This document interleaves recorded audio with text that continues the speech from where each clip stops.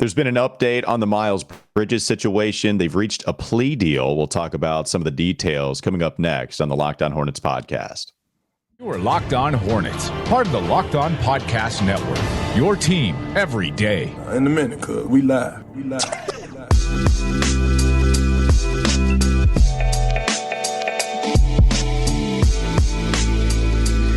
It's Locked On Hornets, a part of the Locked On Podcast Network. It's your team every day. Thanks for making us your first listen. We're free and available anywhere you get your pods. That includes YouTube, by the way. You can check us out on Twitter at Walker Mail. Also, check out Doug on Twitter, Doug Branson, LOH. You can find his work also at everyhornetsboxscore.com. We're doing a show today because we finally got a plea in the Miles Bridges situation. Baxter Holmes broke this news about 5 p.m. Eastern time, maybe 5:15, something like that. We're recording this show on November 3rd at 7:30 as we speak. That's when we've started this recording. If any statements come out that we were not able to get to, we apologize. We are putting this again, November 3rd, 7:30 p.m. Eastern. So we did get some news on the Miles Bridges situation. Miles Bridges pleads no contest in a deal with LA County prosecutors. He will receive no jail time. He'll be on 3 years probation. The no contest plea means Bridges is accepting the punishment and the conviction without formally admitting guilt in this case. Bridges was accused of assaulting his then-girlfriend in front of their 2 children in May.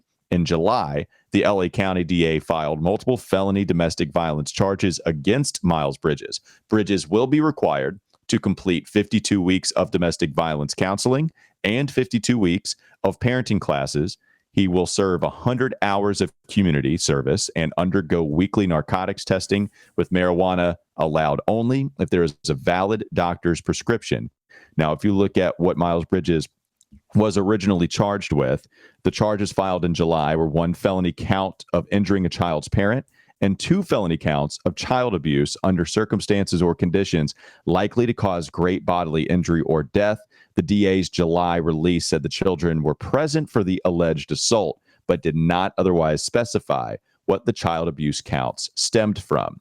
So, Doug, during this process, we had seen this process continued quite a few times. I believe we approached double-digit amount of times that we would see this process was quite literally continued. We finally have a plea deal. What this means, by the way, just some more information before we start to share our thoughts on this, that Baxter Holmes writes, who was the first one to report this, by the way, a part of ESPN.com. Baxter Holmes did write, at the moment, Bridges remains unsigned. But if he were to sign with a team, the NBA, under the collective bargaining agreement, has the right to suspend, fine, dismiss, or disqualify him from any further association from the league because he pleaded no contest. The Hornets extended a qualifying offer to Miles Bridges. That was really right before he had turned himself in to be arrested to LAPD. So with all of that, Doug, share your thoughts on what's taken place here with Miles Bridges and the entire process coming out with this plea deal. Yeah, I tried to do my best as we, reported on the details of the incident at first and then discussed, possible outcomes. I did my best to warn folks that this would likely not have a sort of clean-cut resolution, that oftentimes as these things make their way through our legal system, there's a variety of different ways it could go, and oftentimes when you're dealing with victims and families and children, that oftentimes, and it appears in this case, from the reporting that Baxter Holmes was doing and from the statements from the LA County District Attorney's Office, that they felt like that this was the best way to get some kind of accountability for the conduct, even if you don't get a guilty plea. And it appears that the victim in this case and her representatives were consulted about the proposed resolutions and agreed with the outcome of the case and wanted it to be an expedited resolution. Obviously, I hope that Michelle Johnson, the victim in this case, is satisfied with this resolution, can move on, will get restitution. There's a 10-year restraining order essentially on this. Obviously, I think my thoughts are with her in that situation, and I don't, in terms of my opinion on it, I don't want Miles Bridges to be part of the Charlotte Hornets organization moving forward. He is a restricted free agent, so there is some connection with the organization, but he's not under contract with the organization. And now we wait to see if the Charlotte Hornets decide to say anything about this, anything further, because it's been no comment. They've been gathering information. We'll see if they've gathered any additional information and have anything to say about this. So, okay, and let's just start there before we move on to a couple of different segments. Obviously, this is going to be the theme of the show, discussing the Miles Bridges situation. The Hornets in the past, I don't know if they've had two statements on this. I know that they've at least had one, and that the Charlotte Hornets basically have decided to say, we understand the severity of the situation. They've been clear to say that they understand the severity of it, but that they're still collecting information at this time, and that they also have no comment at the time that they would release the statement and or statements. I apologize, I don't have that right if I have one or two, but we do know at least that there was one. So now that we have this information, Doug, one of the things that we understand the Hornets were going to do was let the legal process play out.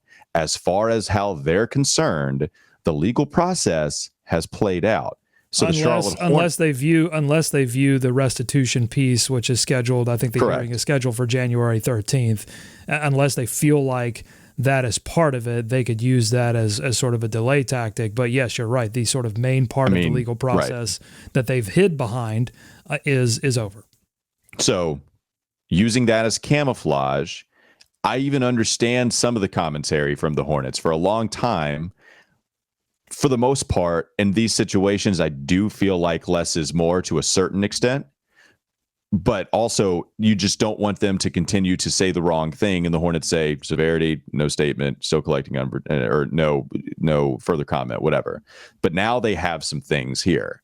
So I don't know what the Charlotte Hornets are going to respond with. I know that you might be a little skeptical that they respond in any type of way, as this has now come to a plea deal.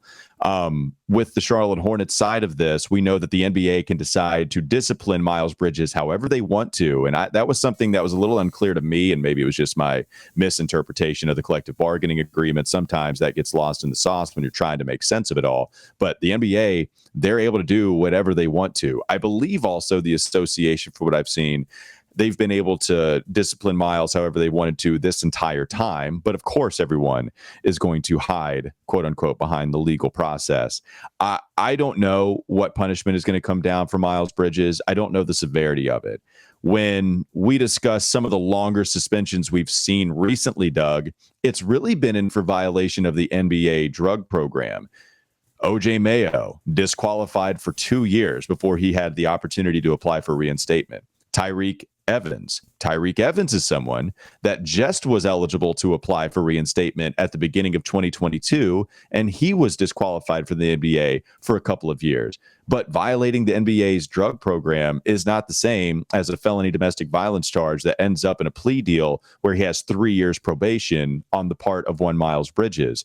I would think, okay, especially if you want to account for the violations of the drug program, man, this seems like something that should call for at least that. Now, a lot of people, just because of maybe the arbitrary number and or situation that would allow a player to miss the rest of the season, that seems to be the punishment most people are going with, maybe for simplicity, maybe because they've worked it out themselves. I don't know.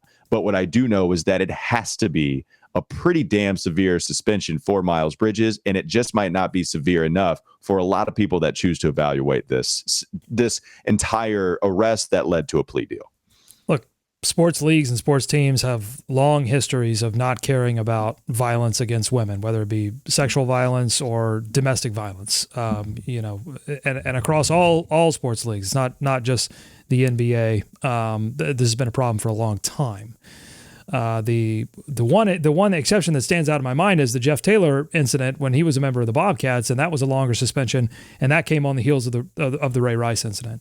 So the question is, obviously it's going to be a non-zero punishment for Miles Bridges, but does the NBA take this opportunity to make a stand, to make a statement, and say, we have gathered more information, we saw the pictures, and whether it's no contest, or that's the formal legal outcome, but there's a difference between the formal legal outcome and then public opinion and public relations when it comes to the league and the team.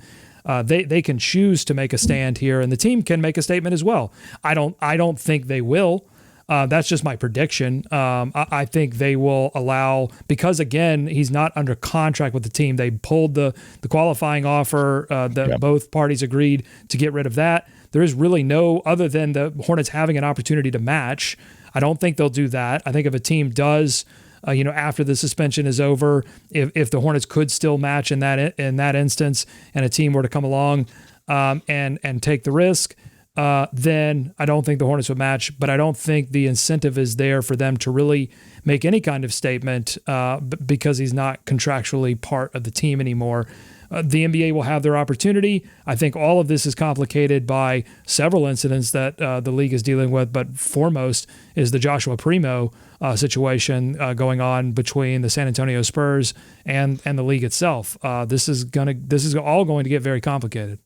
All right, let's talk about precedent and lack thereof. Let's do that coming up next on the Locked On Hornets podcast, discussing some of the other ways that some of these players have been suspended before, as well as what could possibly be on the horizon for Miles Bridges, how the Charlotte Hornets operate under all of this, as well as the NBA. So for tone, let's go ahead and go in this, right? So let's talk about some of the other cases that we've had here, Doug.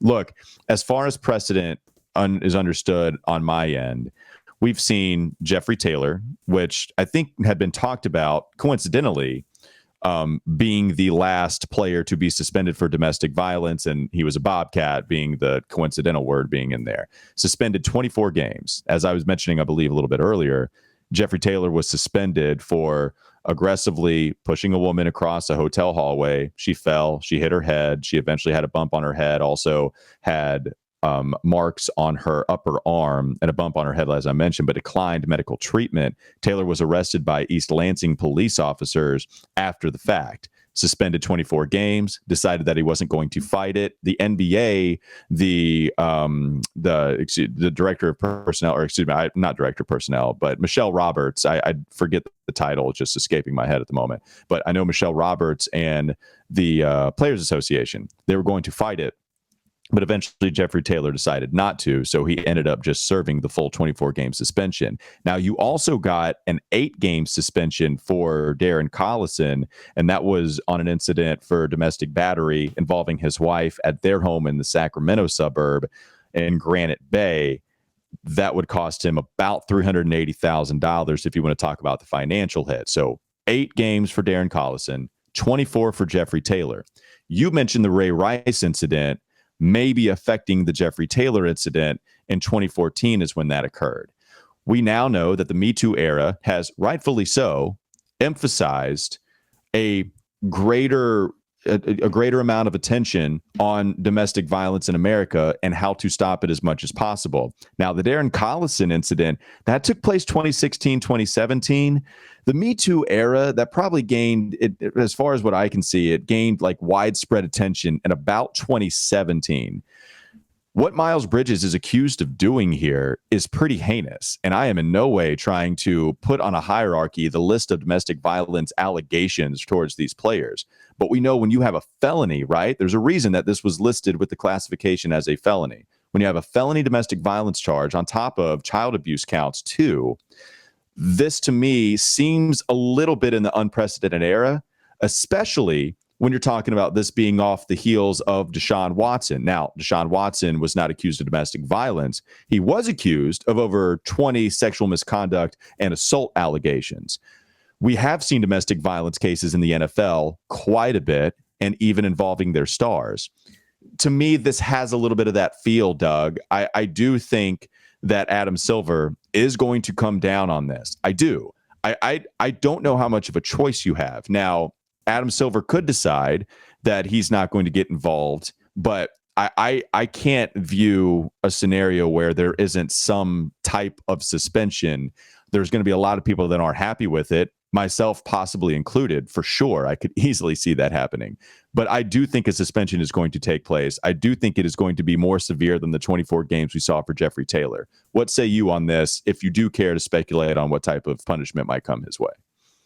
I think it will. I think it will be unprecedented, because I think Yeah, I think the situation is a lot different than it was many years ago. At least I'm hopeful that that's the case. I don't have a ton of faith even today in both organizations and the NBA to really take this as seriously as they need to take this. And how serious is that? Well, it's serious enough that it would deter this kind of conduct in the future from players that have that have a lot of notoriety, have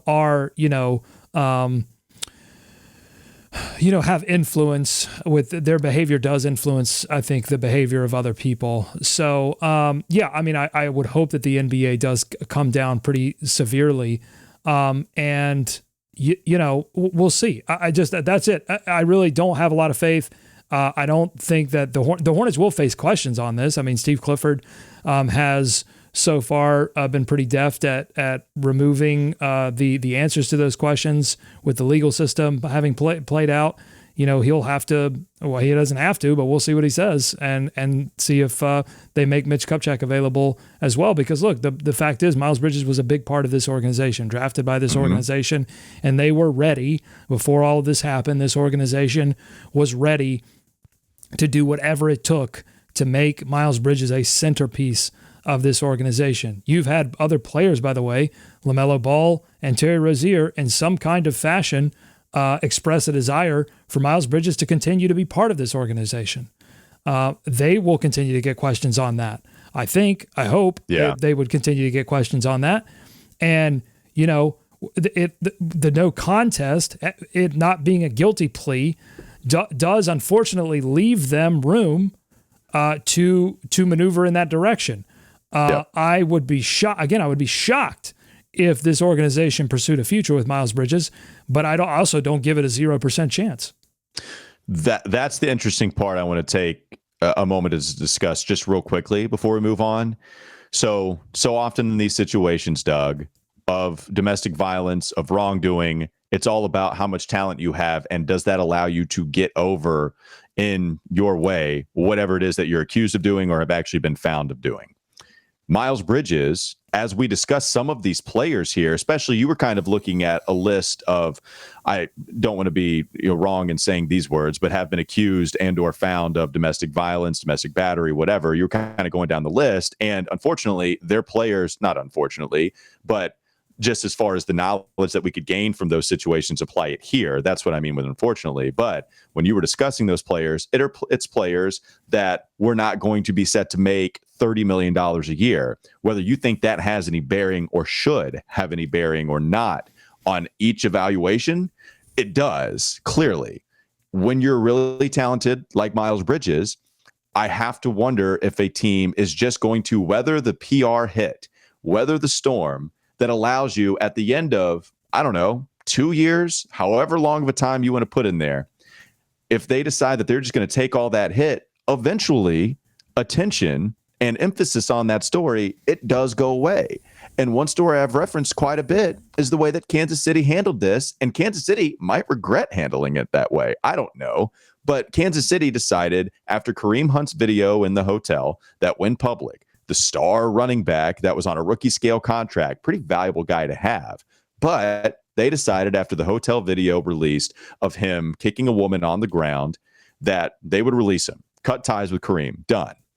What happens after the fact is that the Cleveland Browns decide to go after the talented player, and we don't really talk about Kareem Hunt that much anymore. In fact, he was actually a valuable commodity on the trade market. Now, not enough to get a deal done, but could be that the Cleveland Browns were asking for a 4th-round pick, which could be a starter in the NFL. Doesn't matter. Kareem Hunt's still valued as a better running back in the league. And so Kansas City, based off of the film that was released, they cut him immediately. But those benefits, as far as the football benefits go, they go to Cleveland because, hell, they're just going to deal with everything and move on from this. Does Charlotte view that situation, not specifically, but do they think about the scenario of, well, if another team is just going to take Miles Bridges up on a contract, then we might as well just go ahead and do it too, because we don't want to miss out on some really talented play. Unfortunately, that might be happening in the minds of all these NBA teams as they wrestle the PR hit with the talent that is Miles Bridges on an NBA court? Well, I think again that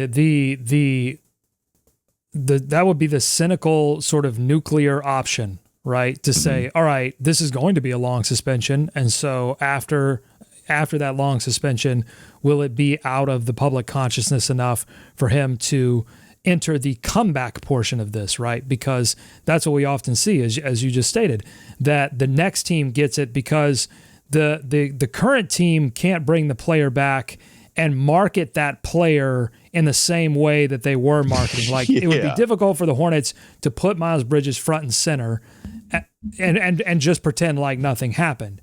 But anytime you and I talk about this, Walker, on this show, there is a subset of the comment sections on our Twitter feeds and on the YouTube comment sections that say, well, doesn't everyone deserve a second chance? And to that, I always say, well, sure. I mean, he deserves a second chance to do a lot of things. Does he deserve significantly more money and more power than most human beings have on this earth?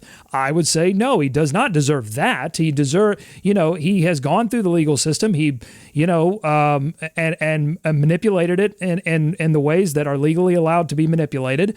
And now he doesn't have to go to jail, and he can do a lot of other things.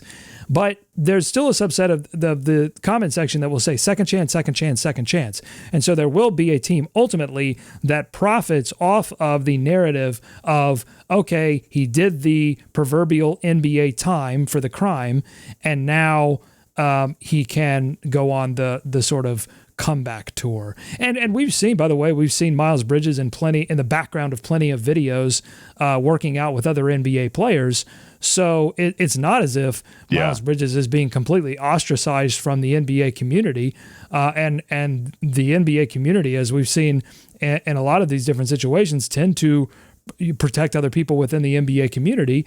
And so, that situation, I think is definitely a viable option. I don't know that it's necessarily viable for Charlotte, but this isn't the George Shinn owned Charlotte Hornets that had, strict moral clauses that were all kinds of problematic in and of themselves and coded in all kinds of language. But, this is definitely a different era where a lot of different PR calculations are being taken into account. That's why I give it a non-zero chance that Miles Bridges ends up in a Charlotte Hornets uniform. But I certainly hope that that's not the case. Okay, you bring up a couple of things I do want to talk about. Let's move on to the final segment here of the Locked On Hornets podcast. One, something that we have discussed, it's been Michael Jordan, the Charlotte Hornets, possibly releasing a statement on this, something we just don't know for sure, but maybe it would behoove them to do so. And I want to talk a little bit more about representing the organization and whether Charlotte is ready for Miles Bridges to do that if they decide to keep him not keep him, but bring him back to the roster, because remember, he does remain unsigned. So let's jump into that, Doug. The statement thing is kind of interesting to me because you mentioned how this is not the George Shinn owned operation anymore. In fact, that's Michael Jordan. Well, one of the things I've very much so enjoyed talking about is the growth. And by the way, I did not mean when I said that, because there was a lot of problematic ideas surrounding how he owned the team and the moral standards that he held himself to and held the team to. And there was just a lot of problems with that. So I was not in any way sort of using that as an example of how teams should operate today. I'm just saying there are different PR calculuses from that era than there are now. Well, here's the thing, though, like with Michael Jordan owning the team, one of the things I've enjoyed talking about most, or just thought was most interesting, was the growth of Michael Jordan when it comes to speaking out on societal issues, as well as philanthropy. And that's something I found very interesting with his growth as an owner, along with the Charlotte Hornets being out in front of some of the stuff that we would find problematic in today's social climate. So when we discuss Michael Jordan opening Novant health clinics, donating a ton of money and opening up, quite a few clinics in poverty-stricken areas of town that have little to no health care, when you're discussing the donation of $100 million to charities that benefit African Americans that all across whatever types of things that would benefit African Americans for. Like, there have been so many different things that Michael Jordan has had his hand in when it comes to a philanthropic standpoint. They also use the Spectrum Center as a polling place in order for people to allow their voice to be heard, maybe in otherwise times that they wouldn't be able to, right? That's also not necessarily related 100% to Miles Bridges being arrested for felony domestic violence. I do wonder, with Michael Jordan and the Hornets being out in the forefront of these types of things, would it be hypocritical for them not to release a statement here? Like, regardless of whether it's right or wrong for every NBA franchise, right? It's clearly wrong if you don't address this and take proper action. But is it even hypocritical to the point of the Hornets where, look, dangerous territory, because I don't want to erase all of the good that the Hornets have done. Hell, we have celebrated that multiple times. We are sure to give the Hornets a ton of praise because they are out in front of some of this stuff. And that's why they've been so great. The PR stuff, man, they get a lot of PR stuff right. I would be disappointed. And I know you don't have a lot of faith just because of the way that American sports operate anyway. All sports operate. I would definitely be disappointed if we didn't hear something, from MJ, from the team, something like that. Of course, I would be disappointed. I mean, I think it would be fantastic if this organization and all NBA organizations had a zero tolerance policy for this kind of thing. It would go a long way in saying that the NBA and teams take violence against women seriously. And, again, I don't feel like there's been a lot of evidence of that in the past. And I'll also say this. When I make a prediction that they're not going to say anything, part of my reasoning in that is that there hasn't been a massive amount of attention paid to this particular incident other than local coverage. You're not hearing inside people the have been NBA. Scared to death to talk about this. Like, no Right. one's talked about it on a national and level. I think that goes for domestic violence in general. I think it is a messy, complicated subject that would seem on its face to have some very obvious things that, hey, we shouldn't support domestic violence. We should call it out. We should call it what it is. But it is difficult because so much of this happens in the privacy of people's homes, and that's where a lot of this gets messy, right? So, but it's not being talked about on Inside NBA, and it's not being talked about on a national level.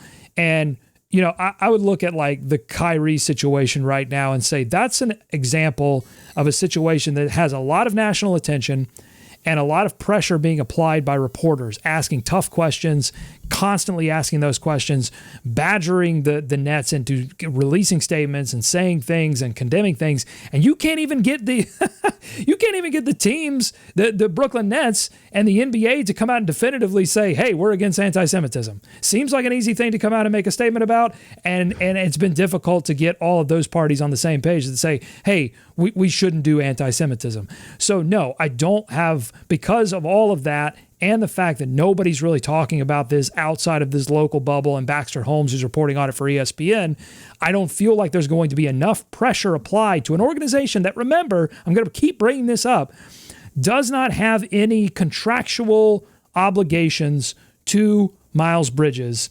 And so I think in the cynical calculus of it all, you would look at it and go, well, if we do nothing, we're not going to see a tremendous amount of blowback. The NBA is going to handle the punishment for us. And we couldn't punish them even if we wanted to, other than by just saying we're not going to bring them back. And so we'll just let all that happen and then, move on with LaMelo Ball, Terry Rozier, Gordon Hayward, and Steve Clifford. Yeah, the other thing is, and you mentioned it there. I hope that they don't do that, by the way. I hope that they don't do that. I'm just, as oftentimes I've done on this show around this subject and many others, I'm just trying to bring a cold dose of reality and realism to what I've just witnessed over my years of paying close attention to this stuff. Well, look, and when we want to talk about talent allowing you to get away with stuff, we can go to Myers Leonard using an anti-Semitic slur during a Call of Duty live stream, and here we are with Kyrie Irving. not being released the way that Myers Leonard was, right? Like there are different circumstances for the team with a couple of these players. And I trying to look up some of the details with the Myles Leonard thing as you brought that up, but I know that there was a indefinite leave of absence for him. And then eventually I do think they got rid of Myers. He didn't get picked up by another NBA team. That was it. Well, I'll give you another example. I mean, if we look at the driving under the influence charge that is currently being dealt with by James Bouknight. If you look back at the Ty Lawson situation, again, that was an organization making a calculus or making trying to make a decision there, and so they released a statement. The Denver Nuggets released a statement that was bare bones, no comment. And Ty Lawson gets popped again. They just release him, and they say, "All right, the NBA is going to take care of the punishment." A couple of months down the line, when the legal system resolves itself, the NBA punished him when he was part of a different team, and because Ty Lawson was kind of on the fringe of the roster anyway, it wasn't as if he was like a star player for the Nuggets at the time. So that's the decision tree that they went down. You know, the Hornets are dealing with the similar situation with James Bouknight facing this first serious charge. They're going to let this play out. They're not going to make a comment. The NBA will eventually punish James Bouknight for 2 or 3 games if he's found guilty of the charge. And then because James Bouknight is a young player and is relatively his expected value is higher because he's on a rookie scale contract, the organization will probably make the decision to stick by James Bouknight and not send him to another team unless he gets into some other kind of trouble, and then that decision calculus suddenly changes. All right. And just real quickly with the update on Myers Leonard, I just want to get the stuff right. I mean, it's kind of important.